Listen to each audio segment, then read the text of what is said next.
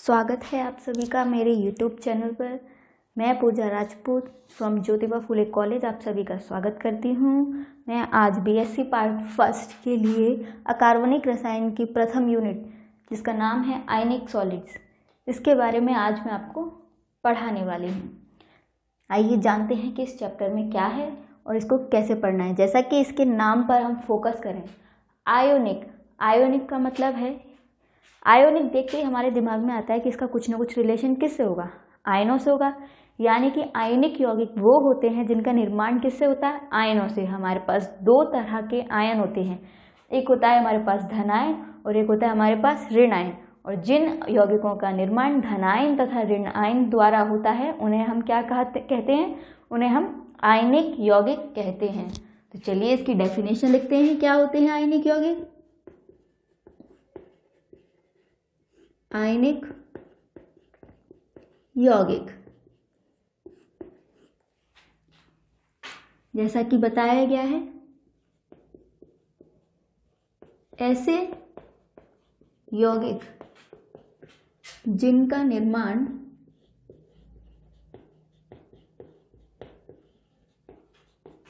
धनायन तथा ऋणायन द्वारा होता है,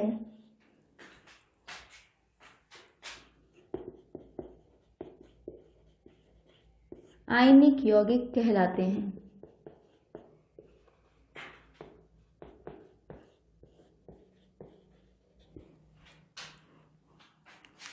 जैसा कि बताया गया, हमारे पास एक धनायन होगा, एक ऋणायन होगा। जब हमारे पास दो आयन होते हैं तो उनके बीच में एक बहुत ही स्ट्रॉन्ग, एक प्रबल आकर्षण बल कार्य करता है, जिसे हम बोलते हैं स्थिर वैद्युत आकर्षण बल। क्योंकि ये आयन है, इनके बीच में एक बहुत स्ट्रॉन्ग फोर्स काम कर रही है, अट्रैक्शन फोर्स काम कर रही है। तो क्या होगा कि इनकी अट्रैक्शन फोर्स इतनी ज़्यादा होती है कि ये क्या करते हैं, केवल एक आयन, ऐसा नहीं है कि एक सोडियम आयन है हमारे पास और एक हमारे पास क्लोराइड आयन, और ये जुड़कर क्या बना लें, NaCl बना लें। एक जुड़ा दूसरे से और बना लिया, लेकिन ऐसा नहीं होता। ये क्या होता है, पूरा का पूरा क्लस्टर बनाते हैं, यानी कि एक क्रिस्टलीय संरचना का निर्माण करते हैं। एक आयन आएगा, उससे आयन जुड़ते जाएंगे। एक धन आयन है, वो बहुत सारे ऋणायनों को आकर्षित करेगा, एक ऋणायन है वो बहुत सारे धनायनों को अपनी तरफ आकर्षित करेगा, और इस तरह से ये आपस में जुड़कर एक बड़ी सी क्रिस्टलीय संरचना का निर्माण कर लेते हैं। और इसी क्रिस्टल संरचना को हम बोलते हैं क्रिस्टल जालक, क्रिस्टल लैटिस। तो हम यहाँ पर लिखेंगे, इनके बारे में लिखें तो क्या है कि धन आयन तथा ऋणायन के मध्य क्या पाया जाता है, प्रबल स्थिर वैद्युत आकर्षण बल कार्य करता है, जिसके कारण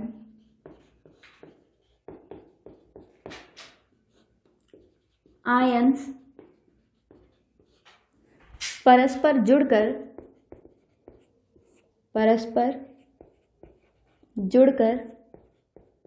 एक क्रिस्टलीय संरचना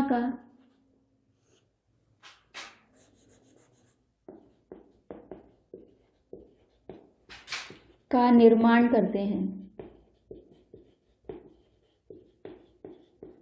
जिसे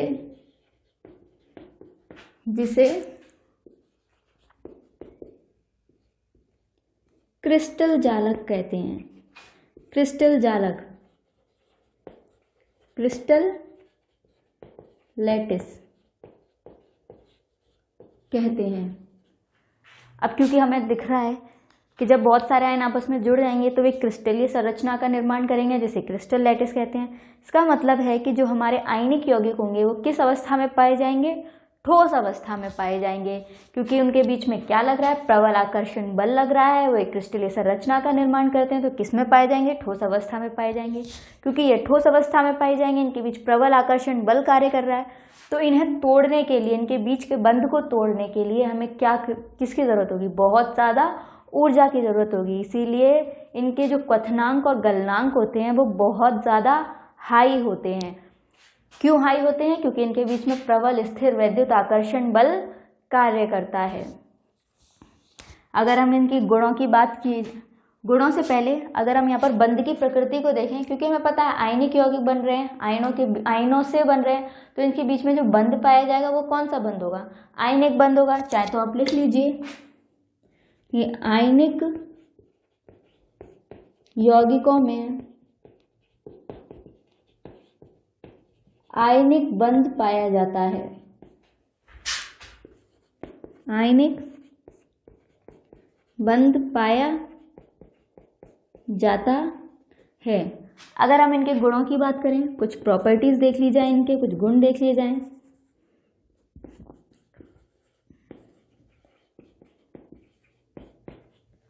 तो सबसे पहला गुण हम क्या कह सकते हैं? सबसे पहला गुण तो हम इसका यही बता सकते हैं कि ये कौन सी अवस्था में पाए जाते हैं। ये ठोस अवस्था में, ये ठोस अवस्था में रहते हैं। क्यों रहते हैं? क्योंकि इनके आयनों के बीच में प्रबल आकर्षण बल लगता है, जिसकी वजह से क्रिस्टल फॉर्म कर लेते हैं। आपने देखा होगा अपने घरों में जो नमक आता है, उसको देखा होगा कितनी बड़ी बड़ी डेलियों के रूप में आता है ना, और उनका स्ट्रक्चर कैसा होता है? कुछ क्रिस्टलीय होता है। क्यों है क्रिस्टलीय? क्योंकि वो आयनिक यौगिक हैं। आयन्स के बीच में स्ट्रॉन्ग फोर्स ऑफ अट्रैक्शन है, जिसकी वजह से वो आपस में जुड़कर एक किसका निर्माण कर लेते हैं? क्रिस्टलीय संरचना का निर्माण कर लेते हैं। तो पहला गुण हमने लिखा, ये कौन सी अवस्था में रहते हैं, किस स्टेट में रहते हैं? ठोस अवस्था में रहते हैं। अगर हम दूसरी बात करें इसके बारे में, तो क्या हम कह सकते हैं? अभी अभी हमने बताया, क्योंकि इनके बीच में प्रबल स्थिर वैद्युत आकर्षण बल हैं, तो उन्हें तोड़ने के लिए हमें किसकी ज़रूरत पड़ेगी? बहुत ज़्यादा एनर्जी की ज़रूरत पड़ेगी। ये लैटिस फॉर्म करते हैं। लैटिस को तोड़ने के लिए हमें बहुत ज़्यादा एनर्जी देनी पड़ती है। इसीलिए इनके मेल्टिंग पॉइंट और बॉइलिंग पॉइंट जो होते हैं वो काफ़ी उच्च होते हैं, हाई होते हैं। तो दूसरा लिखेंगे हम,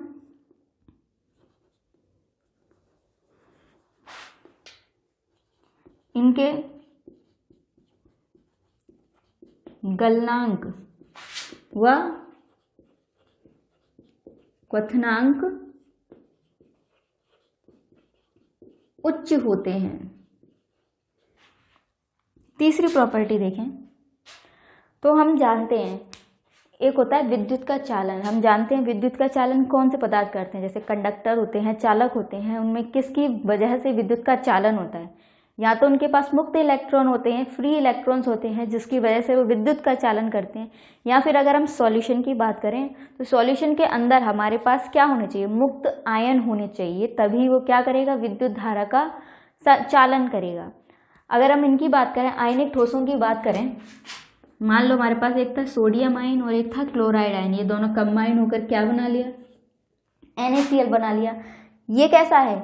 ये है उदासीन, न्यूट्रल, इस पर ओवरऑल कोई चार्ज नहीं है। हाँ, लेकिन ये जो है ये आयन्स हैं। अगर मैं NaCl को जल में घोल दूं, एक्वस सॉल्यूशन बना लूं इसका, तो ये वापस किस में टूट जाएगा? अपने आयनों में टूट जाएगा। और जब ये आयनों में टूट जाएगा तो वहां पर विद्युत का चालन हो सकता है, लेकिन जब ये ठोस अवस्था में होगा, NaCl की फॉर्म में होगा, तो इसके पास कोई मुक्त इलेक्ट्रॉन नहीं है, कोई मुक्त आयन नहीं है, इसलिए ये विद्युत का चालन नहीं करेंगे। तो हम कह सकते हैं कि जब ये शुद्ध अवस्था में होंगे और ठोस अवस्था में होंगे तब ये विद्युत का चालन नहीं करते हैं। शुद्ध अवस्था से मतलब है कि इनके अंदर कोई इम्प्योरिटी, कोई अशुद्धि ना हो, क्योंकि अगर इनके अंदर अशुद्धि आई या किसी तरह का डिफेक्ट, त्रुटि उत्पन्न हुई तो फिर क्या होगा? ये विद्युत का चालन करने लग जाते हैं। आगे हम इस चैप्टर में देखेंगे कि कैसे इनमें त्रुटि उत्पन्न होती है, कैसे इनमें इम्प्योरिटीज़ मिलाई जाती है या इम्प्योरिटीज़ आ जाती है, जिसकी वजह से इनके द्वारा विद्युत का चालन होने लगता है। आगे वाले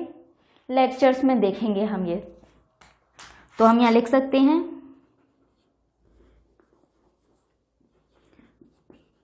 शुद्ध अवस्था में ये विद्युत के कुचालक होते हैं। विद्युत के कुचालक हैं क्योंकि इनके अंदर कोई मुक्त इलेक्ट्रॉन उपस्थित नहीं है। चौथी बात देखें, ये किस में घुलेंगे, यानी कि इनके लिए हम कैसे सॉल्वेंट यूज़ करें, पोलर सॉल्वेंट का यूज़ करें या नॉन पोलर सॉल्वेंट। ये हमारे पास दो तरह के सॉल्वेंट होते हैं, एक होते हैं ध्रुवीय विलायक पोलर सॉल्वेंट, और एक होते हैं हमारे पास अध्रुवीय विलायक नॉन पोलर सॉल्वेंट। क्योंकि हम पढ़ रहे हैं आयनिक यौगिक जो कि आयन से बनते हैं और आयन्स पर चार्ज होता है, या तो पॉजिटिव चार्ज होगा या नेगेटिव चार्ज होगा। और हम एक बात जानते हैं, लाइक डिजॉल्व लाइक, यानी कि समान समान को घोलता है। अगर हम कोई ऐसा यौगिक ले रहे हैं जिसमें चार्ज उपस्थित है या जिसके जो आयन्स क्या कह लो जिसके जो कॉन्स्टिट्यूएंट्स हैं उनके ऊपर कोई चार्ज उपस्थित है, तो वो ऐसे विलायक में घुलेंगे जिसमें खुद उन पर चार्ज उपस्थित हो। फॉर एग्जाम्पल अगर हम यहाँ लें, हमने लिया H2O, एक ऑक्सीजन से दो हाइड्रोजन जुड़े हुए हैं। क्योंकि ऑक्सीजन की विद्युत ऋणात्मकता ज़्यादा होती है तो ये क्या करेगा, बॉन्डिंग के इलेक्ट्रॉनों को अपनी तरफ खींच लेगा, जिसकी वजह से इस पर पार्शियल नेगेटिव और हाइड्रोजन पर पार्शियल पॉजिटिव चार्ज आ जाएगा। यानी कि इस पर क्या क्रिएट हो गए, क्योंकि ये न्यूट्रल था, लेकिन इस पर क्या क्रिएट हो गए, इस पर द्विध्रुव क्रिएट हो गए।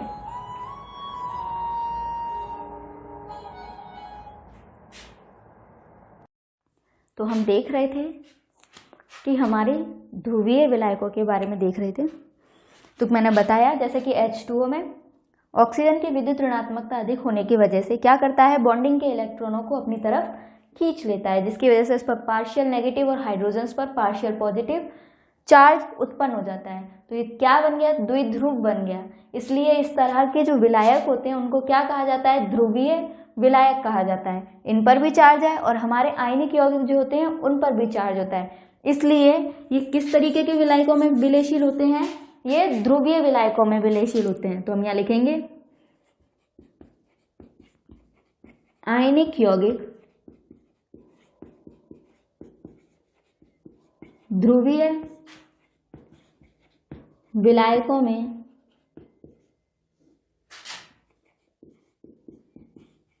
विलय होते हैं।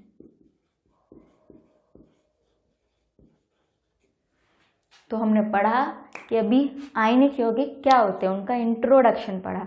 जो आयनों से निर्मित होते हैं वे आयनिक यौगिक कहलाते हैं और उनके कुछ गुण देखे हमने दो चार, जैसे कि उनके क्वथनांक और गलनांक क्यों हाई होते हैं, क्योंकि उनके बीच में स्ट्रॉन्ग स्थिर वैद्युत आकर्षण बल लगता है, जिसकी वजह से इनके क्वथनांक और गलनांक बहुत उच्च हो जाते हैं। इसके अलावा ये शुद्ध जब अवस्था में होते हैं तो इनके अंदर मुक्त इलेक्ट्रॉन ना होने के कारण ये विद्युत के कुछ चालक होते हैं।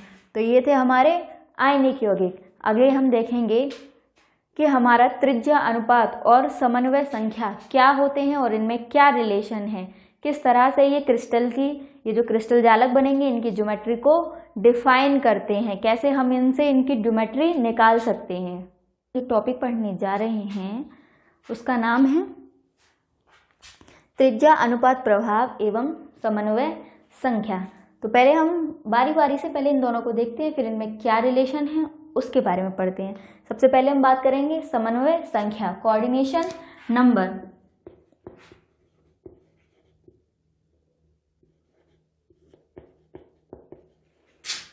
समन्वय संख्या, कोऑर्डिनेशन नंबर, जैसा कि नाम से पता चल रहा होगा कोऑर्डिनेशन नंबर।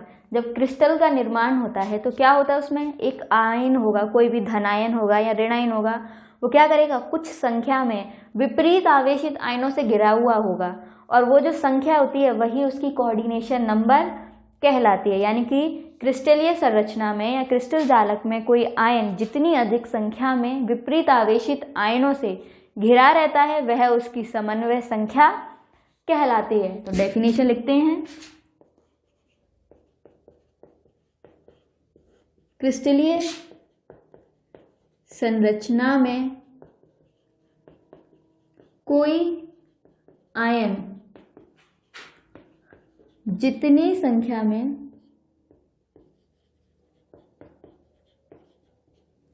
विपरीत आवेशित आयनों से घिरा रहता है, विपरीत आवेशित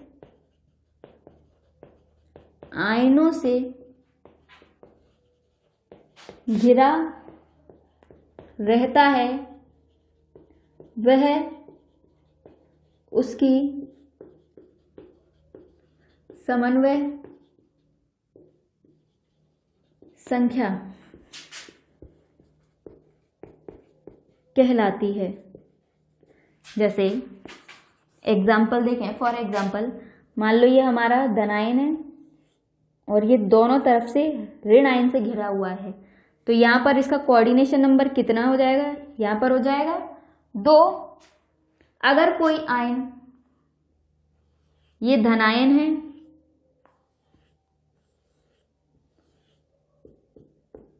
बीच में कोई धनायन है और ये 4 विपरीत आवेशित यानी कि ऋण आयनों से घिरा हुआ है, तो इसका कोऑर्डिनेशन नंबर क्या हो जाएगा 4। तो यानी कि कोई आयन जितनी संख्या में विपरीत आवेशित आयनों से घिरा रहेगा वही उसका कोऑर्डिनेशन नंबर हो जाएगा। जैसा कि यहाँ पर इसका कोऑर्डिनेशन नंबर है 2 और इसका कोऑर्डिनेशन नंबर है 4। अगर किसी मान लो धनायन को 6 ऋण आयनों ने घेर रखा है तो उसका कोऑर्डिनेशन नंबर कितना हो जाएगा 6 हो जाएगा, और अगर 8 ऋण आयनों ने घेर रखा है तो उसका कोऑर्डिनेशन नंबर हो जाएगा 8। और इसी से कोऑर्डिनेशन नंबर से हमें उसकी ज्योमेट्री पता चल जाएगी। फॉर एग्जांपल जब कोऑर्डिनेशन नंबर 2 है तो इसकी ज्योमेट्री, इसकी ज्यामिति क्या है, रेखीय है, लीनियर है, ये सीधे लाइन में है, बीच में धनायन है, एक ऋण आयन इधर है, एक ऋण आयन इधर है, तो ये कैसा है, रेखीय है। ऐसे ही जब 4 आयन होंगे तो चतुष्फलकीय। इसके अलावा 4 आयन होंगे चतुष्फलकीय भी हो सकता है, 4 आयन होंगे तो उसमें चतुष्फलकीय के अलावा समतल वर्गाकार भी हो सकता है। अगर 6 आयन होंगे तो अष्टफलकीय, अगर 8 आयन होंगे तो घनीय। ये हम आगे एक टेबल बनाएंगे, उसमें देखेंगे कि कितना कोऑर्डिनेशन नंबर होगा तो कॉम्प्लेक्स की ज्योमेट्री यानी कि उसकी ज्यामिति क्या होगी। अभी तो हम देख रहे हैं समन्वय संख्या, ठीक है, तो ये होती है समन्वय संख्या। अगर हम दूसरी बात करें, दूसरी चीज हमारे पास क्या दे रखी है, हमारे पास दे रखी है त्रिज्या अनुपात, रेडियस रेशियो। जैसा कि इसके नाम से पता चल रहा है, त्रिज्या और अनुपात यानी कि त्रिज्याओं का अनुपात। किसकी त्रिज्या, क्योंकि हम आयनिक यौगिक पढ़ रहे हैं, यहाँ पर 2 तरह के आयन होते हैं, धनायन और ऋण आयन। तो इसका मतलब है कि धनायन और ऋण आयन की त्रिज्याओं का अनुपात क्या कहलाता है, त्रिज्या अनुपात कहलाता है। क्योंकि हमने यहाँ पर देख रहे हैं कि हमने आयनों को किसके रूप में दिखाया है, कि स्फीयर के रूप में दिखाया है। तो स्फीयर के रूप में दिखाया है तो यहाँ पर सेंटर ले लें, तो सेंटर से यहाँ तक की दूरी, जहाँ पर कोई आयन किसी दूसरे विपरीत आवेशित आयन को टच करता है वहाँ तक की दूरी उसकी क्या कहलाती है, त्रिज्या कहलाती है, रेडियस कहलाती है ना। तो इसका मतलब धनायन और ऋण आयन की त्रिज्या होती है अगर उनको स्फीयर माना गया है, सॉलिड माना गया है, और जब त्रिज्या होगी तो फिर उनकी त्रिज्याओं का अनुपात भी होगा, और उनकी त्रिज्याओं का अनुपात क्या कहलाता है, उसको हम कहते हैं त्रिज्या अनुपात। तो इसकी डेफिनेशन लिखें, तो डेफिनेशन क्या हो जाएगी, धनायन तथा ऋणायन की त्रिज्या का अनुपात त्रिज्या अनुपात कहलाता है। ठीक है, इसे हम किससे प्रदर्शित करते हैं, इसे हम कैपिटल आर और सफिक्स में स्मॉल आर से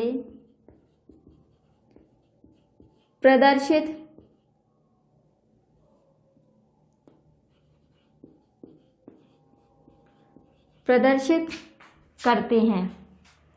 यानी कि अगर हम इसका फॉर्मूला लिखें तो क्या लिख सकते हैं, R R is equals to धनायन की त्रिज्या डिवाइडेड बाई ऋणायन की त्रिज्या। या हम इसे ऐसे भी प्रदर्शित कर सकते हैं, R plus upon R minus. R plus क्या है, यहाँ पर हमारी धनायन की त्रिज्या है, और आर माइनस क्या है, हमारी ऋणायन की त्रिज्या। तो ये था त्रिज्या अनुपात। इसकी कुछ विशेषताएं हैं त्रिज्या अनुपात की। पहली विशेषता क्या है, पहली विशेषता है कि आर की त्रिज्या अनुपात की इकाई नहीं होती है। इसका मतलब ये एक यूनिट लेस क्वांटिटीज की कोई यूनिट नहीं होगी। मीटर, किलोमीटर, एंगस्ट्रॉम, नैनोमीटर, कोई यूनिट नहीं है, ये एक यूनिटलेस क्वांटिटी है। दूसरा क्या है, दूसरी क्या खास बात है इसमें? दूसरी बात यह है कि त्रिज्या अनुपात का मान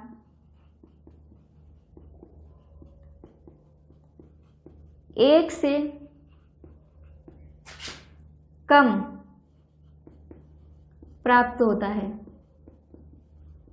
कहने का मतलब है कि जब भी हम धनायन और ऋणायन की त्रिज्याओं का अनुपात निकालेंगे तो जो भी वैल्यू आएगी वो हमेशा एक से क्या होगी?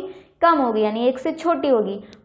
ऐसा शायद ही कहीं होगा या बहुत रेयर केस में देखा जाएगा कि उसका त्रिज्या अनुपात कितना हो? इकाई हो, 1 हो, वरना हमेशा क्या होगी? इकाई से क्या होगी? कम होगी। अब इन दोनों में आपस में कुछ रिलेशन है। ऐसा देखा गया है कि समन्वय संख्या और त्रिज्या अनुपात में बहुत क्लोज रिलेशन है। हम इन दोनों से क्या बता सकते हैं? संकुलों की ज्यामिति को बता सकते हैं, जो हमारी आयनिक यौगिक है उनकी ज्यामिति को बता सकते हैं। इसलिए इसी प्रभाव को, त्रिज्या अनुपात के इसी प्रभाव को हम क्या कहते हैं? त्रिज्या अनुपात प्रभाव कहते हैं। नॉर्मली ऐसा देखा गया है कि किसी आयन की जो समन्वय संख्या होती है, उस आयन के तथा उस आयन को घेरे रखने वाले जितने भी आयन हैं उनके त्रिज्या अनुपात पर निर्भर करती है, और इसे ही हम क्या कहते हैं? उनका त्रिज्या अनुपात प्रभाव कहते हैं।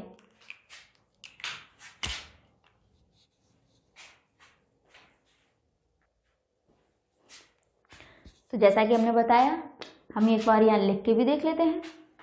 क्या बोला हमने?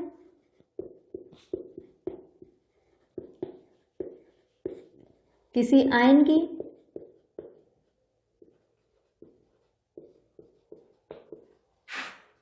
समन्वय संख्या तथा उस आयन को घेरने वाले आयनों के त्रिज्या अनुपात किसी आयन की समन्वय संख्या तथा उस आयन को घेरने वाले आयनों के त्रिज्या अनुपात पर निर्भर करेगी। त्रिज्या अनुपात पर निर्भर करेगी। इसे ही हम क्या कहते हैं? इसे हम त्रिज्या अनुपात प्रभाव कहते हैं। समझ में आया? यानी कि कोऑर्डिनेशन नंबर, समन्वय संख्या और त्रिज्या अनुपात आपस में क्या है? इंटर रिलेटेड हैं, आपस में एक दूसरे से संबंधित हैं, और ये एक दूसरे को क्या करते हैं? प्रभावित करते हैं, और इनके इसी प्रभाव को क्या कहा जाता है? त्रिज्या अनुपात प्रभाव कहा जाता है। अब हम नेक्स्ट देखेंगे कि हमारे समन्वय संख्या, त्रिज्या अनुपात और ज्यामिति, इसमें क्या रिलेशन है। उसके लिए हम एक टेबल बनाएंगे। इस टेबल को आप याद कर लीजिए, लिख लीजिए, अपने दिमाग में रखिए। तो आपको अगर कहीं भी क्वेश्चन आता है, आपको त्रिज्याएं दी गई हैं, आप उनका अनुपात निकालिए, उस अनुपात को देखेंगे, आप टेबल से मैच करेंगे तो आपको उसकी समन्वय संख्या और उसकी ज्योमेट्री के बारे में पता लग जाएगा। तो यहाँ पर हम देखेंगे, अब हम त्रिज्या अनुपात, समन्वय संख्या तथा ज्यामिति में संबंध, क्या संबंध है, क्या रिलेशन है, वो देखेंगे। ये तीनों आपस में रिलेटेड हैं। तो एक टेबल बनाएंगे। एक तरफ हम लेंगे त्रिज्या अनुपात,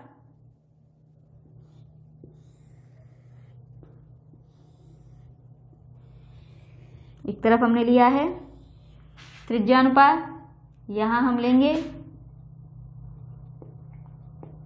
समन्वय संख्या, और अगले कॉलम में हम लेंगे उसकी ज्यामिति, ज्योमेट्री क्या होगी।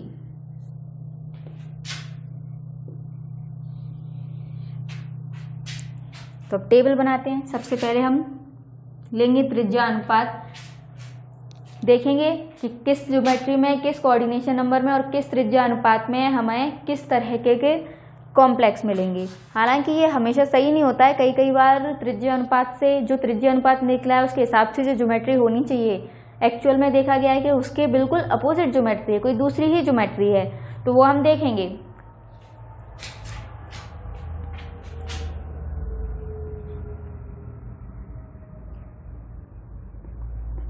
जब हमारा त्रिज्या अनुपात 0.155 से कम होता है या 0.155 तक होता है तो उसकी समन्वय संख्या होती है 2, और अगर समन्वय संख्या 2 होगी तो ज्यामिति क्या हो जाएगी, उसकी ज्यामिति हो जाएगी रेखीय, लीनियर। नेक्स्ट देखें, अगर त्रिज्या अनुपात 0.155 से 0.215 के बीच में आता है तो इसकी समन्वय संख्या होगी 3 और ज्योमेट्री होगी हमारे पास समतल त्रिकोणीय, ट्राइएंगुलर प्लेनर।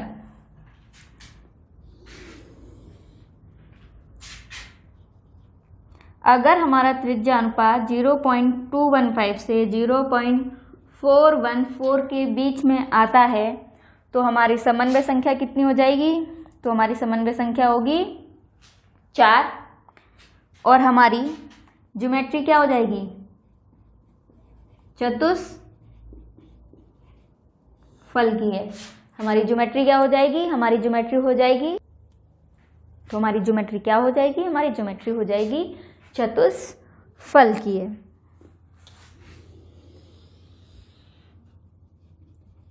टेट्राहेड्रल।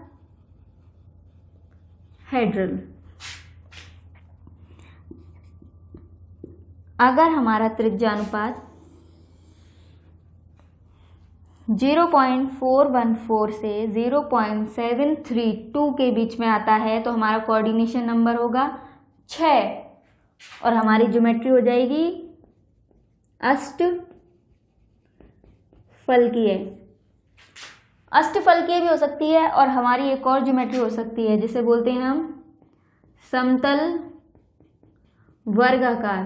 अब आप कहेंगे समतल वर्गाकार में तो एक अगर कोई धनायन होगा तो वो 4 ऋणायनों से घिरा रहेगा, तो उसकी तो ज्योमेट्री चतुष्फलकीय के बीच में आनी चाहिए क्योंकि कोऑर्डिनेशन नंबर 4 तो यहाँ है, तो फिर उसकी अष्टफलकीय के बीच में क्यों आती है, इसका पता आपको चलेगा जब हम कैलकुलेट करेंगे, जब हम खुद गणना करेंगे अष्टफलकीय संरचनाओं के लिए त्रिज्या अनुपात की, तो वहाँ पर आपको पता चलेगा कि अष्टफलकीय और समतल वर्गाकार संकुलों के लिए जो त्रिज्या अनुपात है वो समान आता है, पर वो आप देखेंगे कि क्यों आता है, आगे देखेंगे। इसके बाद है, अगर हमारा त्रिज्या अनुपात 0.732 से 0.99 के बीच में आता है तो हमारा कोऑर्डिनेशन नंबर होगा 8 और हमारी ज्योमेट्री हो जाएगी घनीय, क्यूबिक ज्योमेट्री। तो आप इस टेबल को याद कर लें। अगर त्रिज्या अनुपात कितना है 0.115, ओ सॉरी माय मिस्टेक, 155 लिख गया, ये है 0.115। अगर 0.115 से कम है या 0.115 है तो कोऑर्डिनेशन नंबर कितना हो जाएगा, 2 हो जाएगा और उसकी ज्योमेट्री क्या होगी, लीनियर आएगी। यानी कि अगर आपका त्रिज्या अनुपात इसके बीच में आता है तो आप लिखेंगे कि उसका समन्वय संख्या 2 होगा और उसकी ज्यामिति क्या होगी, रेखीय होगी।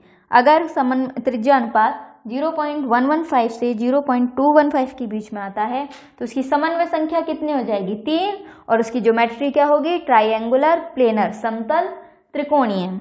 अगर त्रिज्या अनुपात 0.215 से 0.414 के बीच में आता है, कोई भी वैल्यू आती है इसके बीच में, तो हम कहेंगे उसकी कोऑर्डिनेशन नंबर कितनी हो जाएगी, 4 और उसकी ज्योमेट्री क्या हो जाएगी, चतुष्फलकीय, टेट्राहेड्रल।